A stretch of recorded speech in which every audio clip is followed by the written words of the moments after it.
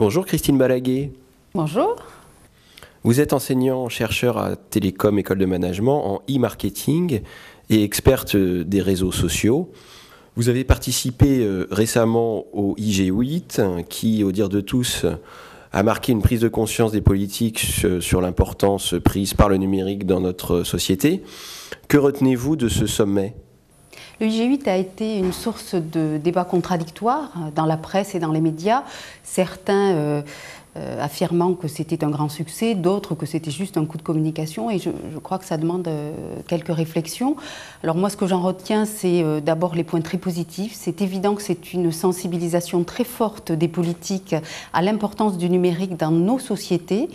Il faut savoir qu'en France, il y a peut-être 6-7 députés qui vraiment s'intéressent à cette problématique. Donc créer un événement international à Paris sur ce sujet est révélateur d'une sensibilisation. Les points positifs, c'est également une parfaite organisation quand même de l'événement en quelques mois.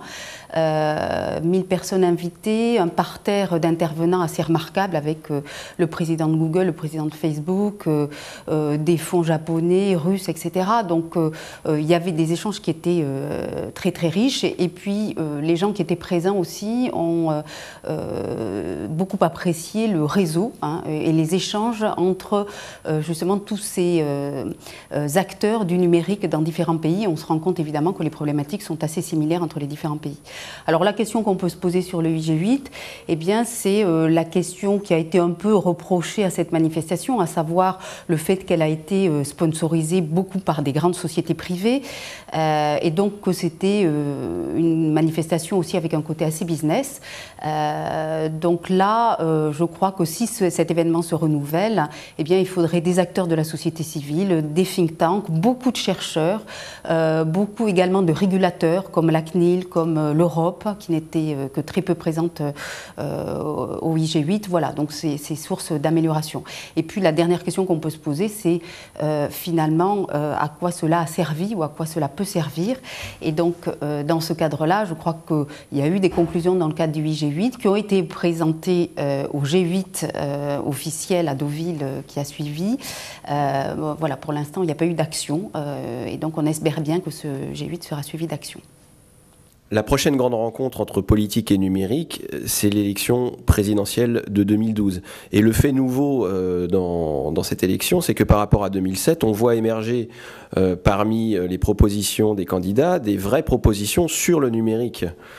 Alors dans ce domaine, en quoi se distinguent les propositions des deux grands partis de pouvoir que sont le PS et l'UMP ? Alors, ce que vous avez signalé est très révélateur de l'évolution de l'importance du numérique dans notre pays. En 2007, les principaux candidats utilisaient le numérique, le web participatif d'un côté, la web télé de l'autre, et donc on utilisait le numérique en tant qu'outil dans la campagne. Probablement que ça va être le cas également en 2012, mais ce qui est intéressant, c'est qu'on a pris conscience de la révolution qu'apportent les technologies dans notre société, qu'aujourd'hui, donc comme vous l'avez signalé, ça rentre dans le cadre des propositions. Alors c'est une bagarre, le numérique devient une bagarre comme d'autres sujets dans le cadre de ces élections présidentielles. Il y a des points communs dans cette campagne. Les points communs, ce sont des problématiques de société. L'UMP comme le PS aujourd'hui s'accordent sur le fait qu'on doit avoir une neutralité du web. La neutralité du web, ça veut dire qu'on ne filtre pas les contenus avec certains contenus payants et certains contenus gratuits en fonction de la place qu'ils occupent dans le réseau. Donc ça permet d'avoir un accès du web qui est le même pour tous et gratuit. Le deuxième point d'accord porte sur le financement des sociétés innovantes, avec notamment les aides qu'on peut apporter aux startups. Il y a eu beaucoup de retours en arrière depuis 5 ans, et là les deux parties eh bien, s'accordent sur le fait qu'il faudrait mettre en place un système qui existe aux États-Unis qui s'appelle le Small Business Act, qui permet à des PME eh bien, d'être sélectionnées dans le cadre d'appels à projets publics. Ce qui permettrait à ces PME de se développer en termes de chiffre d'affaires et d'acquérir un certain marché. Donc ça, ce sont les deux points majeurs d'accord. Et puis le troisième point d'accord accord porte sur le filtrage, même si l'UMP a été assez loin en se passant des juges pour supprimer un certain nombre de sites web jusque-là. Aujourd'hui, ils ont évolué et avec le PS, il y a un accord sur cette idée on a besoin de la justice pour filtrer ou arrêter un site web. Il y a des points de clivage majeurs, donc ils vont être les points de discussion lors de la campagne. Le point majeur, c'est un point sociétal qui concerne l'Hadopi. Est-ce qu'on est pour ou contre l'Hadopi ? Donc là, il y a vraiment évidemment le PS qui veut remettre en cause l'Hadopi qui a été mise en place par l'UMP. Donc des points de désaccord profonds sur ce sujet. Le deuxième point de désaccord porte sur le déploiement des infrastructures. Le Parti socialiste défendant dans ses projets l'idée que le développement du très haut débit doit se faire au travers d'infrastructures publiques, alors que l'UMP défend plutôt le fait de laisser ça aux acteurs privés. Et enfin, le troisième point de clivage concerne l'e-éducation. Très peu de propositions, de manière étonnante d'ailleurs, dans le programme du PS. Sur 45 propositions côté UMP, il y en a 10 dédiées à l'e-éducation, avec des propositions sur l'équipement et des propositions également sur la formation des enseignants par rapport au numérique. Il faut savoir que l'e-éducation, c'est un sujet sur lequel la France est très très en retard par rapport à d'autres pays. On peut se demander dans le programme de l'UMP qui est au pouvoir depuis 5 ans pourquoi ces mesures n'ont pas été mises en place plus tôt. En tout cas, c'est bien qu'il y ait des mesures, mais voilà, est-ce qu'elles vont réellement être mises en place? Ça sera aussi probablement l'un des éléments de débat pendant la présidentielle. De façon générale, pensez-vous qu'il y ait une vraie vision politique du numérique en France ? Alors je crois que le débat a beaucoup évolué depuis 5-6 ans, en raison de la présence d'un certain nombre de think tanks, en raison aussi de pôles de compétitivité, en raison aussi de sociétés innovantes et d'études qui ont pu montrer que le numérique était important en termes d'emploi, en termes de PIB, en termes également de révolution des usages au quotidien de nos citoyens. Donc je crois qu'il y a une prise de conscience qui fait que les politiques aujourd'hui se rendent compte au niveau national comme au niveau local du fait que le numérique bouleverse complètement les sociétés, les process et puis évidemment la productivité des entreprises. La volonté des politiques, donc elle existe, elle commence à se manifester. Par contre, on est toujours très très en retard. La France est très en retard par rapport à d'autres pays, y compris des pays proches comme l'Allemagne ou l'Angleterre. Je rappelle qu'on est encore à 68% uniquement des foyers français qui sont connectés et équipés. Ça veut dire qu'on est dans une structure en France de tiers net.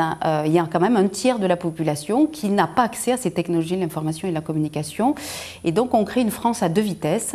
Et ça doit également évidemment être pris en compte par les politiques. Donc on a besoin, alors la crise n'aide pas évidemment, mais on a besoin d'une vision et d'une volonté politique beaucoup plus forte pour que le numérique se développe dans notre pays.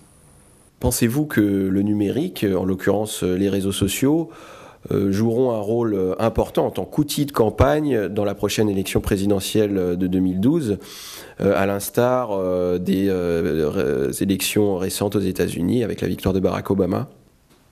Alors le point de départ, ça a été Barack Obama. Tous les partis politiques français sont allés voir pendant plusieurs semaines cette stratégie d'Obama sur le web. C'est d'ailleurs cette stratégie un cas que j'utilise avec les étudiants parce que Obama pourrait être utilisé comme une marque et c'est un cas d'école pour les entreprises également, cette utilisation des réseaux sociaux qu'a fait Obama dans sa campagne. Alors si on regarde en France en 2012, je crois qu'il y a 2 points à souligner. Le premier, c'est évidemment l'explosion des usages sur les réseaux sociaux. Il y a de plus en plus de gens en France, de jeunes et de moins jeunes, qui sont sur les réseaux sociaux. Et donc ça devient évidemment un endroit où les politiques ont intérêt à communiquer.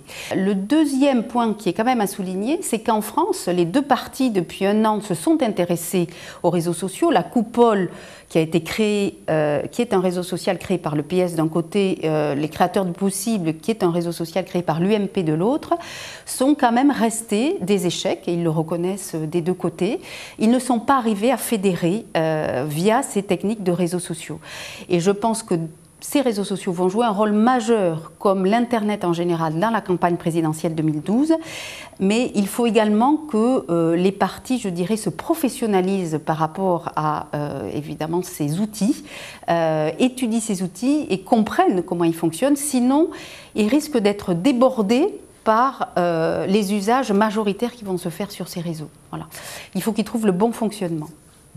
Merci Christine Balaguer pour cette interview. Merci à vous.